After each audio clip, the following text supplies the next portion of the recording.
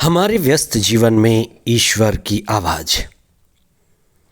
बांझ महिलाओं का सबसे बड़ा दुख कि वे संतान को जन्म नहीं दे पाती, और बांझ महिलाओं का सबसे बड़ा सुख ये कि वे एक दिन गर्भवती होती हैं और समय आने पर स्वास्थ्य मजबूत और विशेष तरह के अद्वितीय बच्चे को जन्म देती हैं। धर्मशास्त्र में बांझ महिलाओं का कई स्थानों पर जिक्र है। हम इस पर चिंतन करें। 19 दिसंबर 2025, आगमन का तीसरा सप्ताह, शुक्रवार। पहला पाठ न्यायकर्ताओं का ग्रंथ अध्याय 13, पद संख्याएं 2 से 7 तथा 24 और 25। संत लूकस का सुसमाचार अध्याय 1, पद संख्याएं 5 से 25 तक। बांझ महिलाओं द्वारा बच्चे को जन्म देना एक अद्भुत वरदान माना जाता है। बांझ महिलाओं का सबसे बड़ा दुख ये कि वे गर्भ धारण नहीं कर पाती हैं। लेकिन कई बार ये अनुभव लोगों को मिलता है कि काफ़ी समय तक बांझ रहने के बाद कुछ महिलाएं गर्भ धारण कर पाती हैं। बांझ महिलाओं के जीवन में एक अद्भुत आनंद, उत्साह और खुशी की लहर आती है, और वे अनुभव करती हैं कि ईश्वर की दया उन पर रही है। ईश्वर ने उन पर करुणा और दया दिखाई है। और बांझ महिलाओं को लगता है कि उनके जीवन में बांझ होने का एक कलंक है, क्योंकि दूसरी महिलाएं उन्हें ताने मारती हैं, उन्हें बांझ कहकर कलंक मानती हैं। इसलिए जिस बांझ को भी पुत्र रत्न मिलता है, वे अपने कलंक को धुल गया मानती हैं। बच्चे के आ जाने से उनका कलंक मिट जाता है। नबी सामुएल की माँ हन्ना बांझ थी। न्यायकर्ता समसोन की माँ बांझ थी। आज के सुसमाचार में संत लूकस ने जकारियस और एलिजाबेथ के विषय में गहरी बात कही है। एलिजाबेथ बांझ थी। बांझ महिलाओं पर ईश्वर की कृपा दृष्टि से वे गर्भ धारण कर पाईं। इसलिए ईश्वर कई लोगों के जीवन में विशेष कार्य करता है,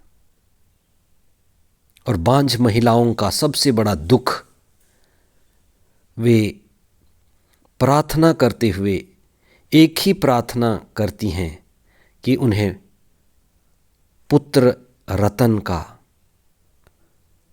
बच्चों का वरदान मिले। और कई बार ये भी पढ़ने को मिलता है, विशेष करके धर्मशास्त्र में, कि जो भी बांझ थीं वे लगातार प्रार्थना करती थीं और समर्पित जीवन जीती थीं। और कई ने ये वचन भी दिया था कि अगर उन्हें संतान मिलती है तो वे पूरी तरह से ईश्वर को समर्पित कर देंगे। सामुएल समसोन और इस्राएली का हर एक पहलौठा, उसी तरह से यूहन्ना बपतिस्ता, यहाँ तक कि प्रभु ईसा भी समर्पित थे। जब माता पिता समर्पित हैं, प्रार्थना करने वाले हैं, तो उनके बच्चे भी समर्पण में बढ़ते हैं। इसलिए जकारियस के जीवन में जो हुआ वो विश्वास नहीं कर पा रहा था, अपने आप में अद्भुत। और कई चीज़ें जो हम बातचीत करते हुए, चिंतन करते हुए, बुद्धि के प्रयोग से, विवेक के प्रयोग से समझ नहीं पाते, इसलिए हमें मौन होना पड़ता है।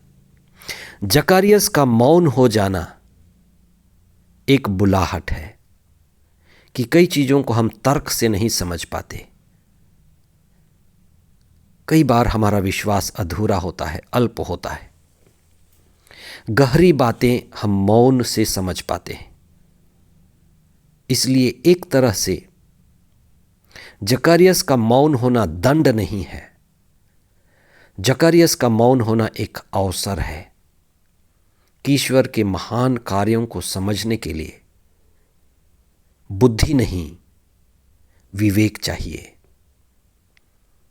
मन और बुद्धि नहीं, प्रज्ञा चाहिए। क्योंकि जब हम प्रज्ञा में हैं तब हम स्वयं में हैं। स्वयं में होने के लिए मौन जरूरी है। जकारियस मौन रहा और उसका मौन होना उसकी सबसे अच्छी प्रार्थना थी, ऊंची प्रार्थना थी। कई बार तर्कहीन होना आवश्यक है, क्योंकि तर्क हमें दो भागों में बांट देता है। बोलना, चिल्लाना, मौन नहीं रह पाना द्वैत का लक्षण है। आज हम विशेष प्रार्थना करें कि हम क्रिसमस मनाएंगे, बहुत शोर करेंगे, गाएंगे, झूमेंगे, पर उसमें गहराई नहीं है। अगर थोड़ा समय आप प्रार्थना के लिए निकालें, स्वयं से मिलें, मौन हो जाएं, तो बहुत सारे लोग जो बांझ हैं, ये बात महिलाओं की नहीं है, जो भी आध्यात्मिकता में नहीं बढ़ते, मौन नहीं हो पाते, एक तरह से वो सब बांझ हैं। ईश्वर को हम धारण नहीं कर पाते। हम विशेष प्रार्थना करें कि हमें आध्यात्म की गहराई मिले। बातचीत, बोलचाल हम बहुत करते हैं। हम जकारियस की तरह मौन भी हो जाएं, मर्म समझें, गहराई को समझें और आध्यात्मिकता में बढ़ें। आमीन।